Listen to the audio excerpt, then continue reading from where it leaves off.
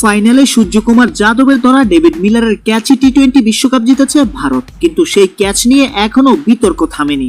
বিশ্বকাপ জেতার 11 দিন পরে সেই ক্যাচ নিয়ে মুখ খুললেন সূর্যকুমার যাদব। সূর্যের ক্যাচের কারণে বিশ্বকাপ হাতছাড়া হওয়ায় দক্ষিণ আফ্রিকার বোর্ড বা ক্রিকেটাররা কোনো অভিযোগ করেননি, কিন্তু কিছু মানুষ সমাজ মাধ্যমে বিতর্ক করেই চলেছেন। তাদের কারো অভিযোগ ক্যাচ নেওয়ার সময় সূর্যের পা বাউন্ডারিতে লেগেছিল, আবার কারো অভিযোগ বাউন্ডারি পিছিয়ে দেওয়া হয়েছিল। এইসব অভিযোগ নিয়ে সূর্য এতদিন চুপ ছিলেন, এতদিনে মুখ খুলেছেন তিনি। সূর্যকুমার যাদব কি বললেন তা জানার আগে আপনি এই চ্যানেলে নতুন হলে চ্যানেলটিকে অবশ্যই সাবস্ক্রাইব করুন।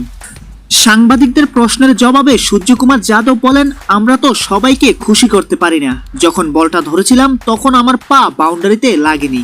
আমার সেই মুহূর্তে যেটা ঠিক মনে হয়েছিল সেটাই করেছি। ঈশ্বর আশীর্বাদ করেছেন, বলটা আমার দিকেই এসেছিল। ক্যাচ ধরার জন্য আমার সেরাটা দিয়েছি।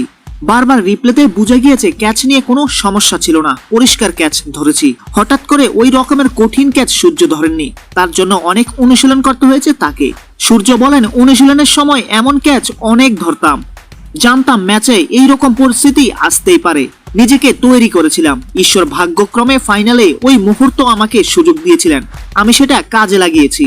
ভারত বিশ্বকাপ জেতার পর থেকে সূর্যের ক্যাচের প্রশংসায় ক্রিকেটার থেকে শুরু করে ক্রিকেট বিশেষজ্ঞরা, অধিনায়ক রোহিত শর্মা, বিরাট কোহলিরা বারবার জানিয়েছেন ওই পরিস্থিতিতে ওই রকম ক্যাচের গুরুত্ব কতটা ছিল। তারপরেও ক্যাচ নিয়ে বিতর্ক চলছে, অবশেষে জবাব দিলেন সূর্য।